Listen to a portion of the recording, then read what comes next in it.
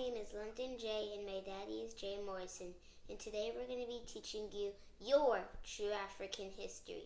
Today we're going to be reading from Lessons from History, A Celebration in Blackness, Elementary Edition, by Juwanza Kanjufu. Young minds can! Peace, kings and queens. Today I'll be reading Chapter 2. Chapter 2. The Invaders. There were many people who invaded Africa. They included Asians, Arabs, Greeks, Romans, and Northern Europeans. Africans welcomed them to their land. They provided them with food, water, and a tour of the area. Africans treated them as visitors and friends. So, turn it so we can see it, please. So these, I guess, are the Africans, and those are the other people. So Africans treated them as friends when they came? Yes, they treated them as friends, but we'll see if the other people treated them as friends. Let's see what happened. These people had come from places that were cold and with few resources. They enjoyed the warm air, fruit on the vine, and gold in the mines. They also saw how nice Africans treated them.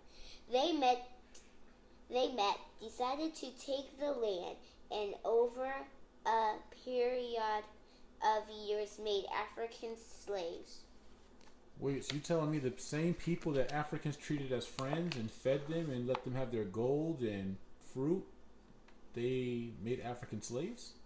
Yes. That doesn't seem right. It doesn't. Okay, let's keep reading.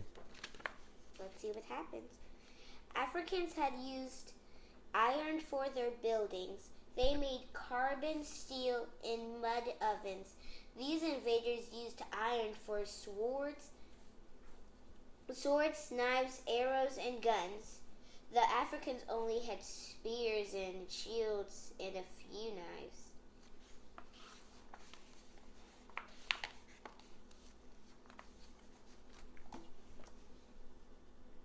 Who do you think this is? Let me see. Turn the page. Is it a African or an invader? Looks like an invader making guns. It does. The invaders saw a large rich land with people all over. They seen a large what? Where? Just read a little slower. The invaders saw a large rich land with people all over and in small separate groups. The invaders had two advantages, the gun and unity.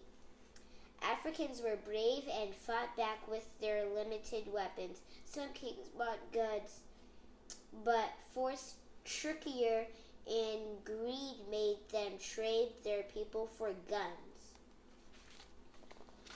Oh, forced trickery? Yes. Oh, so some of the African kings traded some of their people for guns. Is that what happened? Yeah.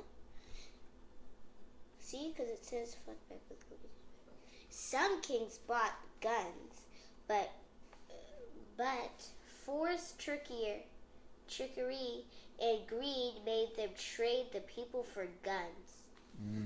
So it looks like the Africans kings treated their people for the guns. Oh, so they were being greedy and they wanted guns. They would trade their people, and then they were kind of tricked a little bit by the invaders.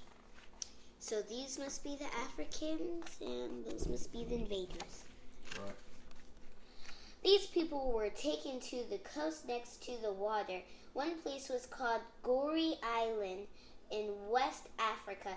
It was the last time many of them would see Africa. The invaders and the Africans kept fighting.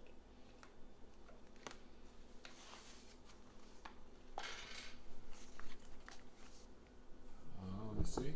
A little closer. Put it up closer. So those are people being taken away? Yes, they were being slaves. We all should be treated equal. True. The Africans were placed in boats like animals. The Africans were placed in boats like animals. They were forced to lay chained next to each other. There was no room to move legs or arms. The trip lasted 2 months. Many died before arriving in North, South, and Central America. The exact number is not certain, but around 100 million Africans died throughout slavery. That's sad. So that little section is that many. Let me see. See where they circled it? That's how they were on boats? Yes. This little section, that's all those people in that little section. Wow. So let's see, how many died? 100 million. Out of all these, 100 million died or more. Africans did not accept slavery. There were many fights on the boats. Many Africans jumped off the boat. Some Africans chose not to eat rather than be a slave in America. It was hard to fight when your hands and legs were chained. Joseph Canoe led a takeover of the Amistad ship and eventually returned back to Africa. Before Africans were sold to owners, they had to be seasoned. In seasoning, slave makers would beat the slaves until Africans believed these rules. To be afraid of the owner and possible death for disobeying. To identify and be loyal to the owner. To believe the white race is superior to the black race. To hate Africa and anything black. You know what superior means? No. Superior it means to think that one is greater and one is more powerful and that somebody else has more authority. So the Africans were made to believe that the white people were more superior than the Africans. But we're all equal. Under God we are, yes. The Africans kept fighting. They didn't accept it. The Africans were sold like objects. Who will pay $500 for this strong colored Bendigo? Sold for $500. Who will pay $500 for this strong colored girl who can make more slaves? Sold for $500. Page, please.